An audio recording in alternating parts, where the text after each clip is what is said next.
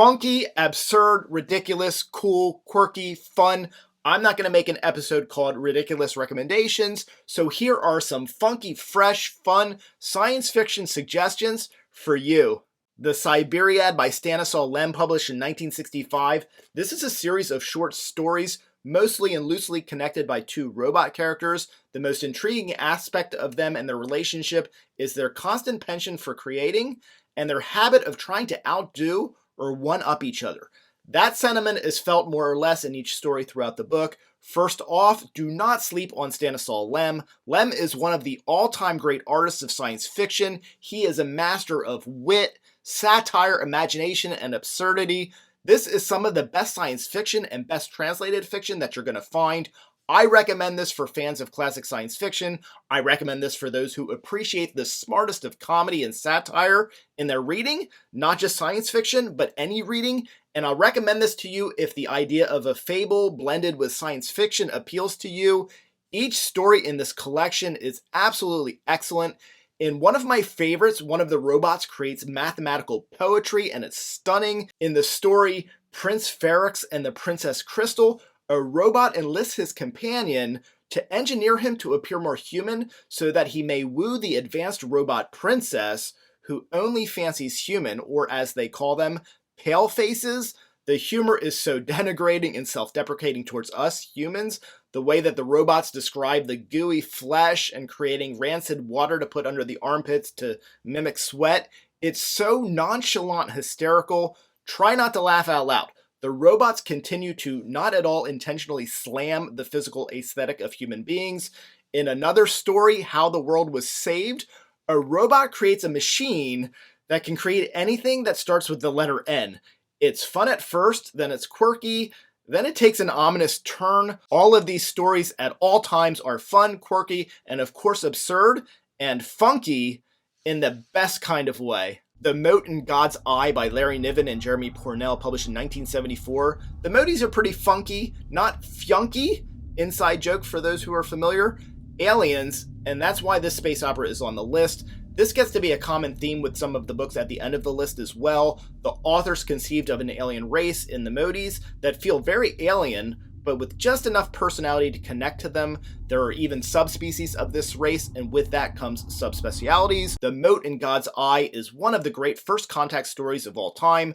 Far future humanity with their Alderson drives are able to pop around vast stretches of space and set up interstellar empires. The setting is 3017 AD, and humanity has been through it. Space travel, new technologies, interstellar civil wars. Casting such a wide net of territory in space, so to speak, it's surprising, not surprising, that we run into some other intelligent life. This science fiction masterpiece comes with all of the great first contact goodies. Are the aliens peaceful or hostile? Can we trust them? Are they after our technology?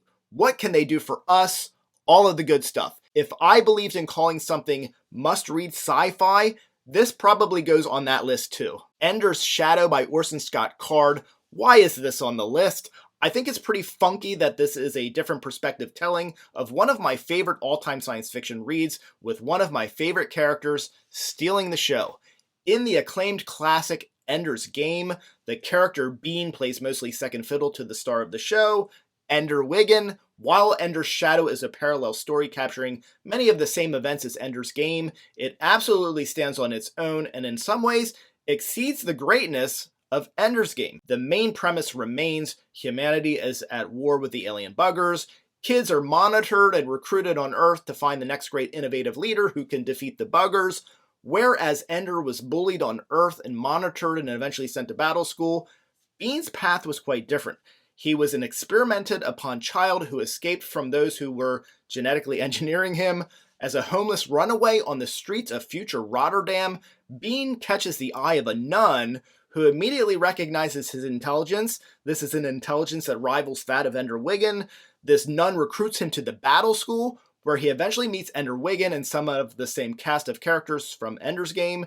What this novel brings to the greater Ender universe is a richer backstory than what we were served in Ender's Game, with a character who, like Ender, suffered greatly, but in a different and equally compelling way. In Ender's Shadow, there's also more fulfilling focus on the dastardly ethics and morals of the government, the military, the powers that be, and its corruption and treatment of the children of the International Fleet. If you loved Ender's Game, this is one not to miss. The Space Between Worlds by MICAIAH Johnson. This is funky, fresh science fiction. While that's not an officially registered science fiction subgenre, I think this fits the bill. Funky fresh in this first novel by author MICAIAH Johnson are unique ideas about the multiverse, forward-looking character development, and examining personal trauma. I recommend this novel for those who enjoy parallel world science fiction, and I especially think this will be a hit for fans of Blake Crouch's novels Recursion and Dark Matter. While those two books might have the edge when it comes to thrill, Space Between Worlds definitely has more heart. Protagonist Kara has the ability to travel to different versions of Earth in parallel universes. There are a few hitches. First, the further that you stray from your home Earth, the most unlike the home Earth that you travel to becomes, so you're not going to want to venture too far. Then there's the big one. If you travel to a version of Earth where your doppelganger is alive, you're a goner. Kaput. Lucky, not lucky for Kara, in most of the near Earths, she's dead. The novel delivers solid mystery, both in the secrets surrounding why she's dead everywhere, but also in the secrets that she herself is keeping. Besides intriguing mystery and some thrilling moments, interesting, complex characters make this a fun and funky good read. Shards of Earth by ADRIAN Tchaikovsky. Shards of Earth is the first book in Tchaikovsky's Final Architect series. The final book of the trilogy comes out soon, and I'm very much looking forward to seeing how this space opera ends. In Shards, the Earth and other inhabited worlds have been destroyed by enormous, moon-sized alien villains, the Architects.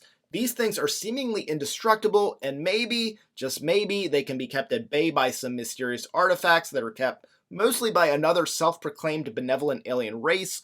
The best hope for humans are the intermediaries, those with abilities to navigate unspace, a means of traversing large swaths of space, and with the potential to use their minds to probe the alien architects. Guess what's funky about this one? It's the aliens. There are so many funkadelic races in this jam. There are also some funky superhumans as well. There are the Parthenon. They are grown in vats. They are super soldier evolved human women with super strength. As for a sample of alien races introduced, there are the segmented worm-like Castigar, the crab-like Hanalabra, the super strength, nearly unkillable mercenaries, the Tothiat, the cyborg-esque, hive-minded, robotic, insect-dominated hivers, and more. Shards is a great story and does a lot of the heavy lifting, setting up the characters, the alien races, and the many different worlds. The payoff in Book 2 is Tchaikovsky's ability to put these characters into non-stop thrilling action. Diaspora by Greg Egan. This also belongs on my mind-blowing, mind-bending, amazing, and difficult reads lists. This is not so much funky science fiction as it is, what the funk am I reading science fiction? And guess what? That counts. Step counts. Step counts. Inside joke Larry David reference. That doesn't really work here, but I couldn't resist. Maybe some of you got it. What the funk is up with this book right from the get-go? If you know me, you know I read a lot of science fiction, human consciousness, downloaded and uploaded as data, been there, aliens that feel like aliens, check, nanotech and artificial beings replicating. When it's done right, it's great. In Diaspora, Egan introduces the citizens of the polis, this consciousness as data is not just dropped in our laps. We, the readers, witness the pregnancy, gestation, and the birth of new consciousness. A full chapter is spent appreciating how the consciousness learns, fails, learns more, fails again, learns more, crunches the numbers, the data, so to speak, until it can finally be deemed sentient and aware. This is nothing short of breathtaking. Diaspora is not an easy read. It's if you do the work, i.e. concentrate, think, focus, it will pay off. In Diaspora, Egan displays 3 future options for humanity. There are the Gleisners. These are your androids, humanoid robotic forms with downloaded consciousness. There are the Fleshers, those who've opted to maintain their organic bodies, albeit with genetic enhancements and or modifications. And of course, there are the Citizens. Citizens are consciousnesses as data, existing as software in virtual communities known as polises. The relationship between these 3 primary types of beings propels the story. A couple of citizens will warn the Fleshers of lethal gamma rays, and the Fleshers' survival will depend on their willingness to accept the warning and to trust that it's not all just a trick to lure them into becoming citizens themselves, to be absorbed into the policies.